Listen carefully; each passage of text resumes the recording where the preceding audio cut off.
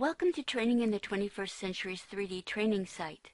Now that you're here, you can follow along with this e-learning as a step-by-step guide to some of the most important functions you'll need inside this 3D world. This short e-learning covers the functions you'll want to use right away, like getting your voice over IP working so you can talk to people you encounter here, moving your avatar around, opening doors, and moving interactive objects. Let's start with voice over IP. Keep in mind that you'll need to have your headphones connected before you log in for them to work properly. If you connected the headphones after you logged in, you'll need to close the program and restart it for voice over IP to work. Turning on voice over IP is a simple process. Just click the Speak button on your bottom toolbar. The Speak button turns green, and also notice that green bars appear over my avatar's head. They indicate my voice is being transmitted inside the 3D world. If you want to use chat messaging along with voice over IP or instead of it, click on the Chat button next to the Speak button to bring up the chat box. You can type in messages that anyone in the vicinity can see or send messages to specific individuals. To put the chat box away, just click the X in the corner of the chat box. Many sites in 3D environments have background and other media sounds. If you want to adjust the volume of these sounds, let your cursor hover over the horn symbol in the upper right corner of your screen. A set of controls will appear with several different options. For example, you can adjust background sounds by putting your cursor over the knob on the soundbar, holding down your left mouse button to grab the knob, and sliding it to the right to increase the background sound volume, or to the left to turn the volumes down. You can also adjust other categories of sounds too, but be careful not to slide the bars all the way to the left unless you really want to turn off all of that type of sound. Another important sound control you should know is how to adjust the voice volume of other avatars in your vicinity. Hi Bruce, I'm glad you're here. You're just in time to help me demonstrate how to adjust voice volumes. Carla, how can I help? Oh wow, your voice is really loud. Let me adjust it, so hold on just a minute. To adjust Bruce's voice, I let my cursor hover over his avatar, and when I see the small I symbol, I click on the I. This brings up a menu with another slider bar.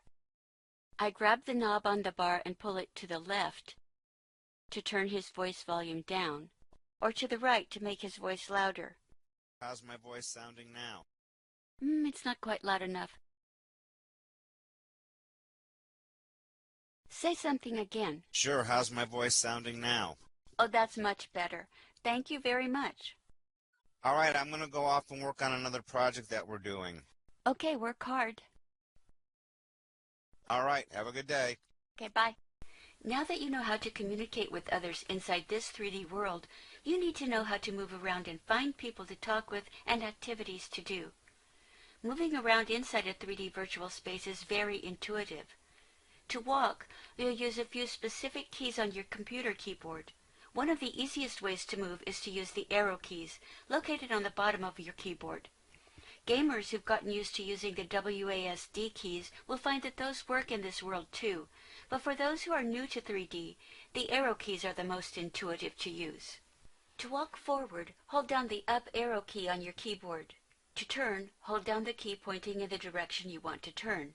Left arrow to turn left, and right to turn right. You can use a combination of the forward and side arrow keys to turn corners and to make slight adjustments in your direction as you move forward. For example, to walk quickly down a curving path, hold down the up arrow key and tap the appropriate side arrow key to follow the curve of the path, or to avoid barriers created by landscaping or buildings. You can walk backwards by holding down the down arrow key, but using the side arrow keys to reverse directions is probably faster and more effective. In general, the default setting is for the camera to follow your avatar around as you walk from place to place. You can adjust the distance from your avatar by using the scroll wheel on your mouse. Scroll out to get a wider view of your surroundings, or scroll in to stay closer to your avatar. If you scroll in very close, you may accidentally go into what Second Life calls mouse look view, which means you are looking through the eyes of your avatar. This can be an interesting perspective and useful in some circumstances, but notice that all the toolbars and function controls like chat and voice have disappeared. To exit Mouse Look View and return to greater functionality, scroll out again or use your keyboard's escape button. Most doors and gates can be opened by clicking on them. Notice that the cursor turns to a hand icon.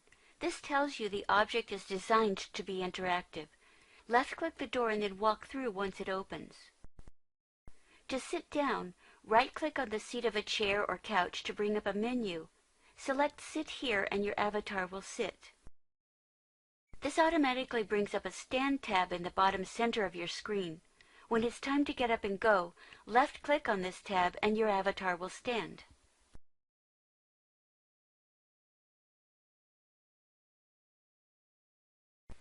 As you explore different areas and activities in 3D, you'll sometimes encounter information posted that may be hard to read. There's a simple way to zoom in and out on objects that will make it easy to see small details, like words posted on a sign. If you're using a PC, press the Alt key and you'll see your cursor icon change to a small magnifying glass. While the Alt key is pressed, left-click your mouse to select the object you want to zoom in on. Then you can release both keys and use the scroll wheel on your mouse to zoom in and out. For those using Macs, use the Options key in combination with your mouse to select an object for closer viewing. If you need to straighten out the angle of the object or sign you've selected, on PCs hold down the Control and Alt keys and the left mouse button as you move your mouse around to position the object better. Mac users will hold down the Command and Options button along with their mouse button to make this adjustment. Now that you know how to move around and how to select objects that you want to zoom in on, let's take a look at how you'll move objects you'll be using in some of the learning activities. To move an object, put your cursor over it. Your cursor will turn into a hand shape telling you the object is designed to be interactive. Left-click it and use your mouse to drag it wherever you want to place it. You can also lift it by pressing the Control or Command key as you left-click. Then drag your mouse to move the object up. Once you have it at the height you want, release the Control or Command key but continue to hold down the button on your mouse to move it where you want. When it's in the right location, press the Control or Command key again to lower it precisely and release your left mouse button finally to let it go.